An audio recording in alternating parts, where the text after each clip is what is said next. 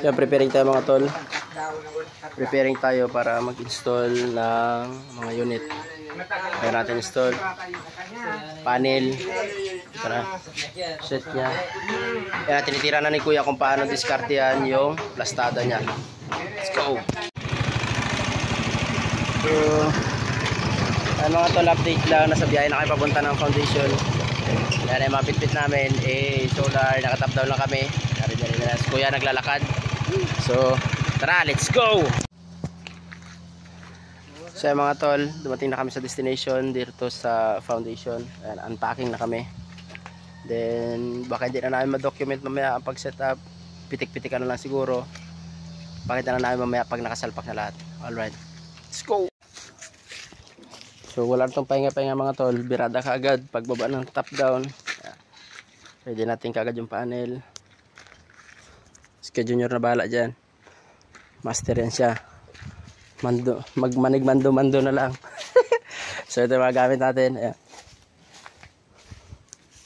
Dito na sa loob yung ating. Ayan yung window. Ayan, metal cage. Mga controller. Ayan. So salpak na lang dito. King area. Nasa ibabaw na yan.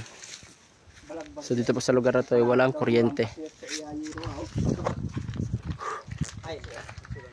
Challenge na nito, mainit.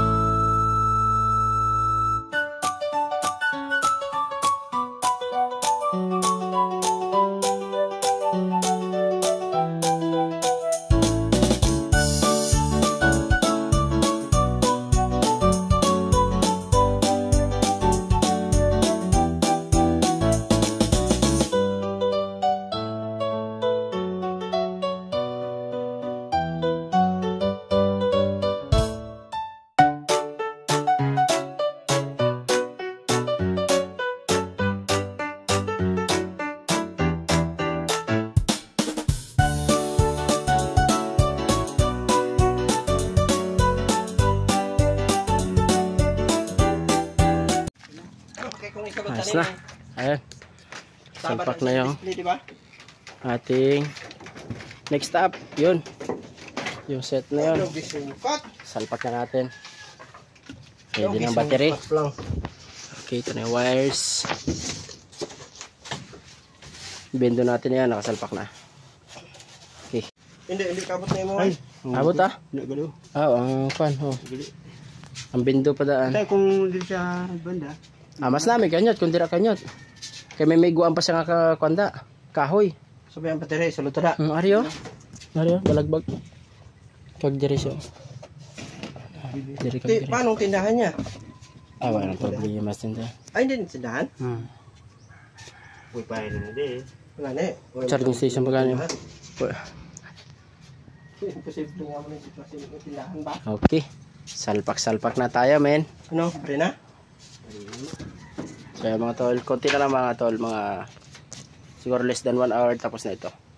See you. So yung mga tol, almost done. 80% finish na. Fiber line na lang ikakabit. Ayan. So, ito. Ready na ang ating window. Mediacon. Okay. Ating POA injector. Na, full DC. Then, ang ating solar. Ngayon ay 1239. Umabot na siya ng 40.2 volts. Solid. Pony lang malakas. Pony.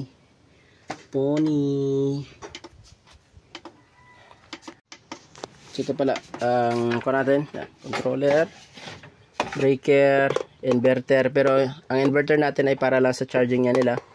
Ang bendo natin ay naka DC po yan. Yan. Siyempre yung LVD dapat hindi mawala.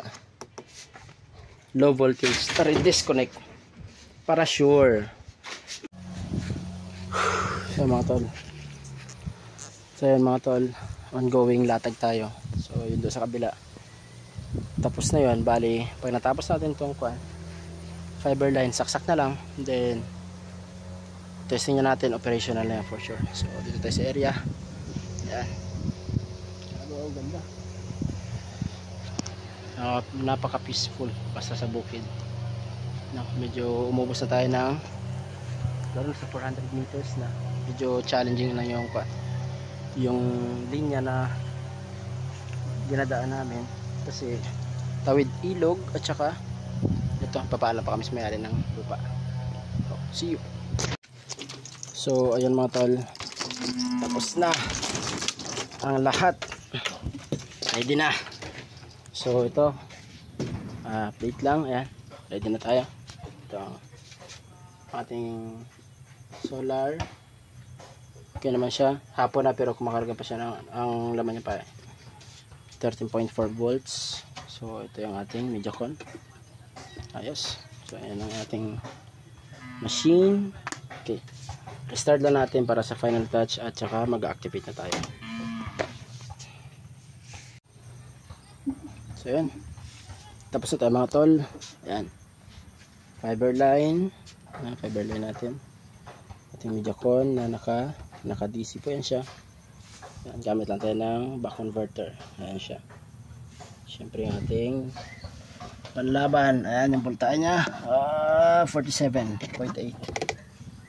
Okay, so ayan mga tol, tapos din full DC. Okay, Pony Energy na lithium battery, saka ito yung mga accessories. So kung interesado ka ng mga ganitong setup, so message ka lang, subukan natin pag-usapan kung kaya ng budget at ng panahon.